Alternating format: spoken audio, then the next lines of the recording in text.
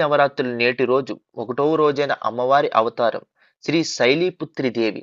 దుర్గామాత మొదటి స్వరూపం శైలీపుత్రి నామంతో ప్రసిద్ధికెక్కింది. సతీదేవి యోగాగ్నిలో తన తనువును త్యజించిన పిదప పర్వతరాజైన హిమవంతుని ఇంట పుత్రికై అవతరించినందున ఆమెకు శైలీపుత్రి అను నామం ఏర్పడినది. శైలీపుత్రి అవతారంలో ఆమె పరమేశ్వరునే పరిణయమాడుతుంది. వృషభ వాహనురాలైన ఈ మాతకు కుడి చేతిలో త్రిశూలము, ఎడమ చేతిలో కమలము, తలపై చంద్రవంకను ధరించి విరజిల్లుతుంది. పార్వతీదేవి, హైమావతి అనేవి ఈమె పేర్లు. శైలీపుత్రి హిమములను శక్తుల అనంతరము కోరిన కోరికలు తీర్చి అనుగ్రహాన్ని ప్రసాదించు తల్లి. ఈ అవతారముని నవదుర్గల్లో మొదటి రోజైన దుర్గా అమ్మవారిగా పూజిస్తారు.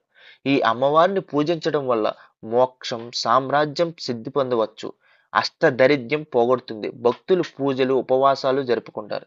మొదటి రోజైన యోగులు ఉపవాసం ద్వారా తమ మనస్సులను మూలాధార చక్రంలో స్థిరపరుచుకుంటారు. దీనితోనే వారి యోగ సాధనాలు ఆరంభమవుతాయి. శైలీపుత్రి పురాణ గాథ ఏంటనేది ఇప్పుడు చూద్దాం. పూర్వజన్మలో ఈమె దక్ష ప్రజాపతికి పుత్రిక దాక్షాయిని. ఆ జన్మలో ఈమె పేరు సతీదేవి. ఈమె పరమేశ్వరుని పరిణయమయ్యి ఒకసారి దక్షుణ్ణి నిర్వసన యాగాన్ని ఆచరిస్తాడు. దేవతలు తమ తమ యజ్ఞ భాగాలను స్వీకరించడానికై దక్షుని వారిని ఆహ్వానిస్తాడు. కానీ పరమశివుణ్ణి మాత్రం ఆ యజ్ఞానికి పిలవడు. తన తండ్రి ఒక మహాయజ్ఞాన్ని సంకల్పించిన విషయం సతీదేవికి తెలుస్తుంది. కారణం ఏమో గాని దక్షుడు మనకై కీనుబానినాడు. ఈ యాగాన్ని వీక్షించుటకై సతీదేవి మనసు ఉబలాడుతుంది. అప్పుడు ఆమె పరమేశ్వరుని తన కోరికను తెలియజేస్తుంది. దక్ష ప్రజాపతి ఆ యాగమునకు దేవతలందరినీ ఆహ్వానిస్తాడు. యజ్ఞ భాగములను కూడా వారికి సమర్పించుకున్నాడు. కానీ ఉద్దేశపూర్వకంగానే మనల్ని పిలవలేదు. కనీసం సమాచారమైనా ఇవ్వలేదు. ఇట్టి పరిస్థితుల్లో నీవు అక్కడికి వెళ్ళడం ఏ విధమైనగానూ మంచిది కాదు అని హితవు బోధిస్తాడు. శంకరుని ఈ హితాన్ని ఆమె ఏమాత్రము చెవికెక్కించుకోలేదు. ఈ యజ్ఞం కారణంగానైనా అక్కడికి వెళ్ళి తన తల్లిని, తోబుట్టులను చూడవచ్చుననే కోరిక ప్రబలంతో అనుమతికే ఆమె పట్టుబడుతుంది. ఆమె పట్టుదలను చూసి చివరకు శంకరు అనుమతిస్తారు. సతీదేవి తన తండ్రి ఇంటికి వెళ్ళినప్పుడు ఇంట్లో వారు ఎవ్వరూ కూడా ఆమెతో ఆదరించరు. అందరూ ముఖాలను పక్కకు పెట్టుకుంటారు.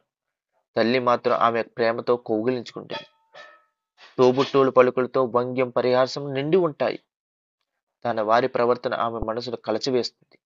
అందరిలోని శంకరుని పట్ల నిరాధారణ భావమే ఉండటం ఆమె గమనిస్తుంది. తండ్రి అయిన దక్షుడు ఆమెతో అవమానకరంగా మాట్లాడతాడు. ఇదంతా అనుభవించిన పిమ్మట సతీదేవి హృదయం క్షోభతో, క్రోధంతో ఊగిపోతుంది.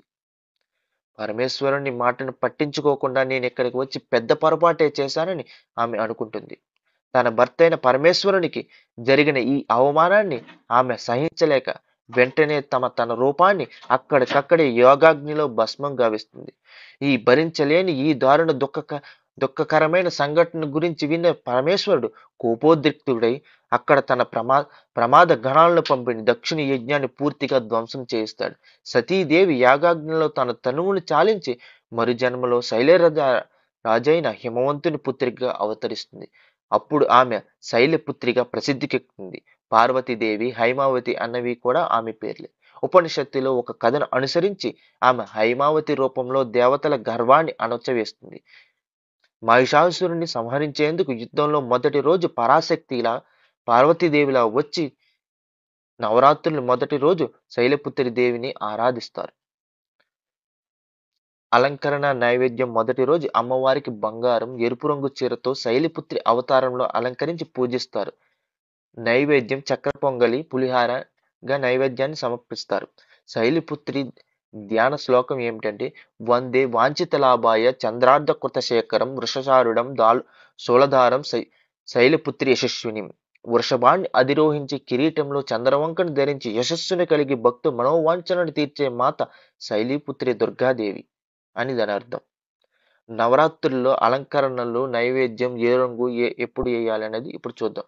మొదటి రోజు పాడ్యమి శైలపుత్రి బాలా త్రిపురా సుందరదేవి, రంగు ఆకుపచ్చ, నైవేద్యం పొలగం మరియు కేసరి గోధుమ రవ్వ పాయసం.